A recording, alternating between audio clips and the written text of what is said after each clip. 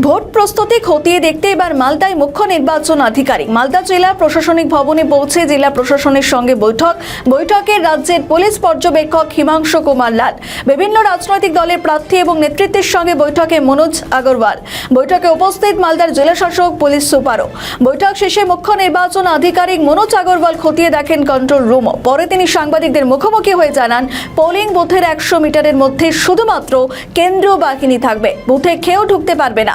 বিভিন্ন জায়গায় সিআরপিএফ থাকবে এবং ম্যাজিস্ট্রেট থাকবে, যেখানে গন্ডগোল হবে সেখানেই তারা পৌঁছে যাবেন। রাজ্য পুলিশ আইন শৃঙ্খলা দেখবে, বিএলও থেকে শুরু করে কার কি কাজ রয়েছে, আমরা এই ধরনের অ্যাকশন করব, সমস্ত রাজনৈতিক দলকে জানিয়ে দেওয়া হয়েছে। আর কি বললেন তিনি, শোনাবো আপনাদের। লোককে ট্রাইব্যুনাল অ্যাড করবে 21 তারিখ পর্যন্ত, আমরা ওদেরকে ভোটার লিস্ট মধ্যে অ্যাড করে দেবো। যদি ট্রাইব্যুনাল কারো নাম কাটছে, क्योंकि ট্রাইব্যুনাল দুদিকে কাজ করছে, যার নাম অন্তর্ভুক্ত হয়ে গেছে ওর আগেন্স্ট যদি কমপ্লেন্ট আসছে কি ঠিক মতন হলো না আর ট্রাইব্যুনাল বুঝছে না এলিজিবল নেই, তারপরে যে আছে ওদের নাম বাদ যাবে। যেটা হয়নি ওরা অ্যাপ্লাই করবে, ওদের যদি হয়ে যাবে ওদের নাম অন্তর্ভুক্ত হবে। স্যার, সরকারি কর্মচারীরা ভোট দিচ্ছে, এখন যে কোনো অভিযোগ পেয়েছেন?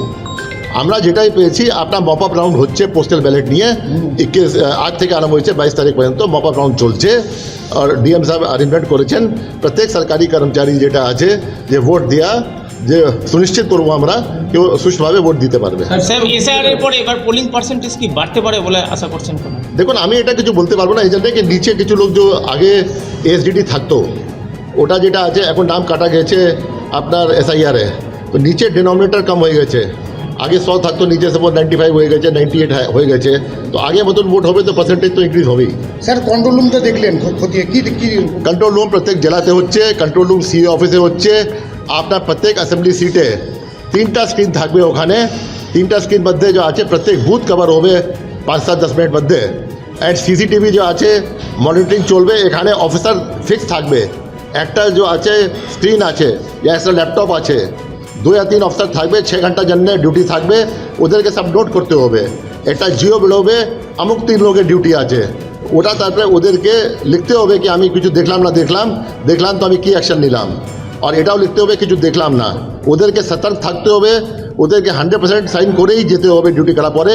এটা নেই কি শুধু লাইনের লোক আছে যে মন চায় যেটা দেখবো না দেখবো। এবার সিসিটিভি ওয়াচ হচ্ছে, 3 স্তরে ওয়াচ হচ্ছে, আরও অফিসে হচ্ছে, ডিও অফিসে হচ্ছে, সি অফিসে হচ্ছে, 3 স্তরে হচ্ছে। আর যেখানে কোনো কমপ্লেন্ট হবে, আর তারপরে যে আপনার সিআরপিএফে যে লোক থাকবে বুথে গেটে, ও 24 ঘন্টা ভিতরেই দেখবে, যদি কোনো গন্ডগোল দেখবে ও কি ভিতরে যে আছে কিছু ছাপ্পা হচ্ছে, কোনো গন্ডগোল হচ্ছে, তো তারপরে ও যে আছে জানাবে, নিজি বসকে জানাবে, সেক্টর অফিসারকে জানাবে। আমরা ফুল তদারকি নিয়ে করছি তাকে ফ্রি অ্যান্ড ফেয়ার পোল হোক। স্যার, সিভিক ভলেন্টিয়ার ইসিআই বলে দিয়েছে, সিভিক ভলেন্টিয়ার কোনো ইলেকশন ডিউটিতে থাকবে না। P-3 থেকে P+1 পর্যন্ত ওরা একদম নর্মাল মানুষ মতন হয়ে যাবে, নর্মাল ভোটার মতন হয়ে যাবে, ড্রেস থাকবে না। বাকি পুলিশ যে সুপার আছেন, ডিজিপি আছেন, ওদের জন্য গাইডলাইন তৈরি করছেন, যে জন্য ওরা ইলেকশন প্রক্রিয়ার মধ্যে হস্তক্ষেপ না করতে পারবেন। কবে থেকে লাগু হবে? P-3 থেকে আজ থেকে কোনো বিএলও পার্টির মিটিংয়ে থাকতে পারবে না, থাকতে পারবে না। অনেক বিএলও সাসপেন্ড হয়েছে, অনেক বিএলও যে আছে, আমি 6-7 বিএলও যে পার্টি মিটিংয়ে ছিল, ইয়া যে ভলেন্টিয়ারিং করেছিল সাসপেন্ড হয়ে গেছে। এখন যেটা আছে খুব সক্রিয় হবে, যে গভর্নমেন্ট গন্ডগোল করবে আইন কড়াভাবে অ্যাকশন নেবে। আমাদের ভিডিও ভালো লাগলে লাইক ও শেয়ার করুন, কমেন্ট সেকশনে আপনাদের মতামত জানান। আরও ভিডিও পেতে আমাদের চ্যানেলটিকে সাবস্ক্রাইব করুন এবং প্রতি মুহূর্তে খবরের আপডেট পেতে প্রেস করুন বেল আইকন।